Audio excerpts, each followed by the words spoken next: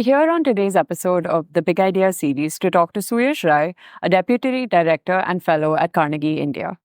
Hi, Suyash. Welcome to the Big Idea series. And do you want to tell us what your big idea for today is? Thank you for having me, Sanjuktha. So my big idea is a big idea, but not a very clear idea. So it is this that coalition politics can be good for the economy in India. I mean, it may not always be good, but it can be good. So that's the idea.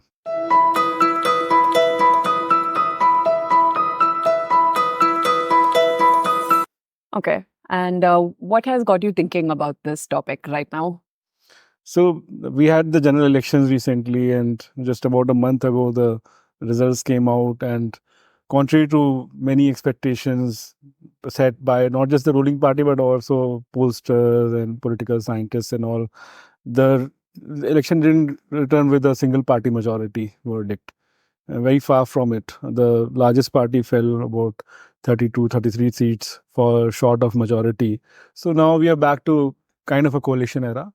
And that's why I started thinking about it. But I had been thinking about it earlier also. Even before the elections, there were some discussions in which this issue came up, and I had said that it's not such a bad thing to have coalition politics in India.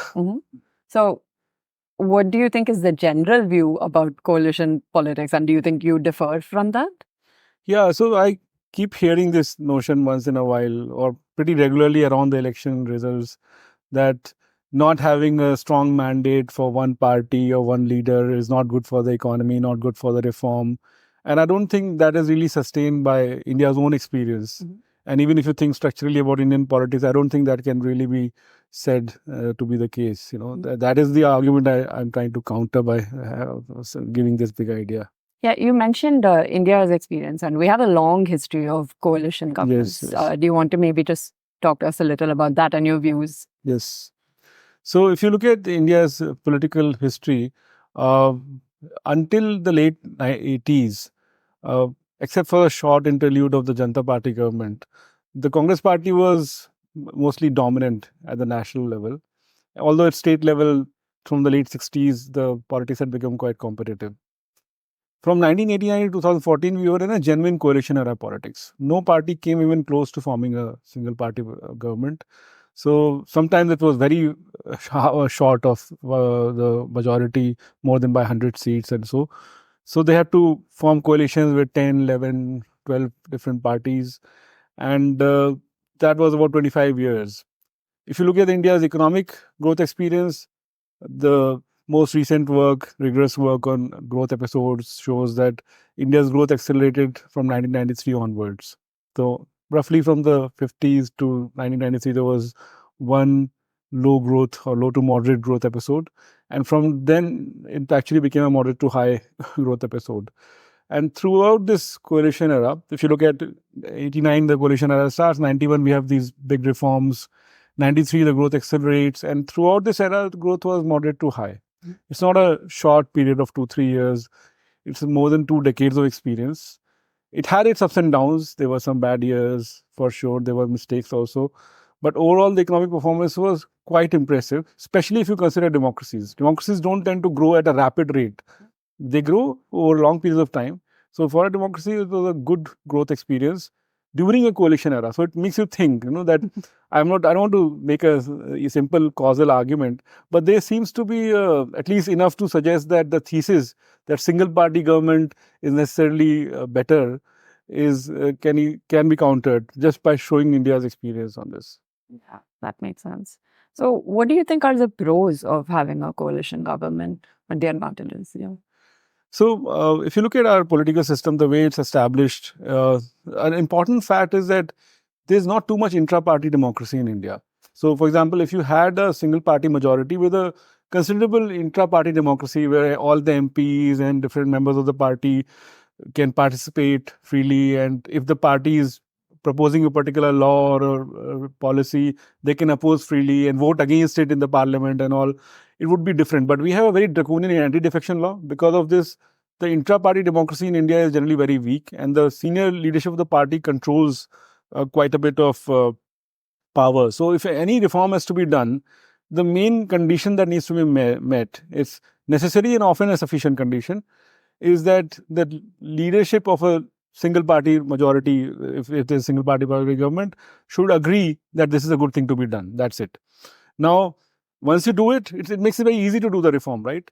But often the feedback about who are the losers in that reform, who are the people who oppose this reform systematically or not yet organized maybe, but they're out there, doesn't really come back to the government easily, because it doesn't, I mean, there's not too many mechanisms through which this can happen unless the government willingly goes out and seeks these opinions. Okay, so it can push through a reform very quickly, but it creates a problem of credibility for the reform. That if there are interest groups out there, not yet probably well organized, but they want to oppose it and they want to get it changed, and if the government changes in 5 years, then the reform can get undone in some ways. So that creates a risk of sustainability of the reform.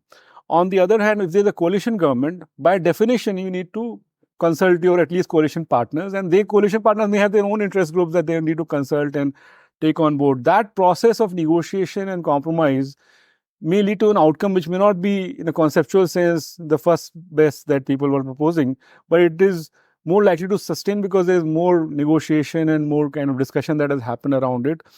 Mainly, again, going back because the inter-party democracy is not so strong, so the inter-party discussions become much more important, which then signals that now that after this consultation and discussion, this reform has happened, it is likely to sustain more and more likely to sustain. And it's very key because if you think about private investment, in most sectors, it has a long horizon. They're not looking to invest based on reform that's going to be reversed in 3 to 5 years or 4 years. They want to have some degree of predictability, some understanding of stability in the policy order. And it can change on the margins here and there. Politics does have its consequences, but they'll not invest if there's a high chance that there's a good chance that the reform is going to get reversed in the next turn of the electoral cycle. So this system makes it more, I mean, somewhat easier to make the reform more sustainable. The other is even upstream of it. So before the policy reform gets done, even to create ideas about how to solve a particular policy problem. It's much easier if you have a coalition era to get more ideas. You have no option but to ask around, consult. You must have seen recently Niti Aayog has been expanded to get coalition partners onto the Aayog itself. Niti Aayog is one of the think tanks of the government, right? Earlier they didn't have to do it. Now they have to. So then in that process of ideation itself, you will see some degree of wider consultation, wider discussion, and in that some better and more creative ideas may come out. So one of the examples in which this reversal of policy happened is in the agri reforms, the farm law reforms. They were pushed through with a lot of vigor by the government, and then withdrawn with equal vigor in some ways because of the pressure from powerful interest groups. So I think there are systematic reasons of why this kind of a system may work better. Then, a little bit more political is this, that India is a vast and extended republic. It's really the most extended of the republics in the world. There's nothing like India, like in terms of just the breadth and also the depth. So many different geographies with their own political economy, with their own comparative advantages and so on. If you have a single party majority, it's easier for that party to try to at least impose its vision of development and policy ideas on the states. While if you don't have that, states are more free to experiment with their own development models and all of that, which I think is a good thing for India. Because India is so diverse. The richest large state is 6 times the per capita income of the poorest large state. The issues that are there are so diverse. Neighboring states are so different from each other that more state level entrepreneurship experiment is good for Indian political economy. That is, in my view, better enabled in coalition politics, because usually coalition politics means partnering with some state regional parties, and then they bring the state's perspective more vociferously to national politics than otherwise would be possible in a single party majority. So it's better representation as well. Better representation. That's the key word. You've picked on the right word. It's a representation problem gets solved to some extent because different viewpoints get represented into the national politics, and national politics' ability to bully and bulldoze state level politics goes down to some extent. So you think in a way that coalition party governments also force these various diverse interests to come together in some way and create some kind of consensus? Yes, consensus and compromise. So negotiate, create consensus. Where disagreement is there, compromise has to be fought. And very key is the informality of it. That it's not just always done formally. It takes a lot of informal, some deals will be struck, somebody will be given some benefits so that if they're losers of a reform, some benefit will be given to compensate for them. Little bit of backstabbing will also be done because politics, not everything is done above the board. There is some degree of, saying one thing and doing another. All that informal back channel work that happens in coalition, because coalitions are semi-formal or informal arrangements in some ways. As ruling in government, they may be formal, but there's a lot of back channel stuff that happens in coalition, and there's a lot of work on how coalitions operate. A lot of it is done through informal discussions and consultations. Sometimes you push through by telling one thing to the coalition partner, get it done, and then they see it's something else and they may move and some other coalition partner joins the government. All this politics happens in some ways, which gets things done, but also in a way creates necessity of compromise and consensus that leads to more sustainability. And it's not a clean and direct system as the way single party majority would be, but it seems to be, at least in this, for these reasons, more sustainable for the point of view of policy reform. So it's almost unstable or volatile in some ways because these things keep moving around. But do you see that as an advantage rather than a disadvantage then? It's an advantage because if democracy is a little bit of a volatile system because we are all uppity citizens. We all think that we all discuss how Prime Minister should rule, how Sachin Tendulkar should bat. So there is always a sense of everybody has their opinion, everybody wants, and that's the strength of democracy in some ways. That there are so many ideas and interests, and you have to respect them in some ways because the regime itself, regime type of democracy allows people who don't feel respected enough or important enough in the system to mobilize and then bring down the policy that was made to disrespect them or make them feel unimportant. So the democratic working is like this, and it is always this volatility or instability may look very messy from the distance, but it works, and it did work in India for a while. We should not ignore those 2 decades of reasonably good growth when so many parties were ruling together.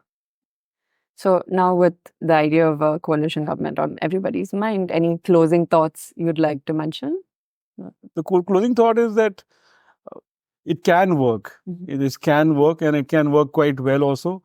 We cannot assume that it's going to work. Like democracy is a form of self-government. Self-government is hard work. And all of us as citizens have a duty to make it work. There is no formula in democracy, no simple design that you can say that this is now done. Now we are coalition era, it will be fine. I'm not making that point at all. I'm saying it gives you an opportunity for different people to give ideas, to work with the government, to move things forward in a manner that works for everybody, for the common good. But it's not something that you can take for granted. You have to work it. That's self-government. But the overall message is don't worry about a coalition government. That's for sure. That was a beginning message that don't worry. It's not like a single party majority is necessarily good or coalition politics is necessarily bad for the economy.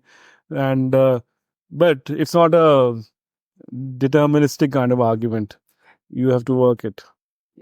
Okay. I think that's true for many things. Yeah. Absolutely. Okay. Thank you so much for speaking with us today, Suyash. Thank you for having me. Thank you.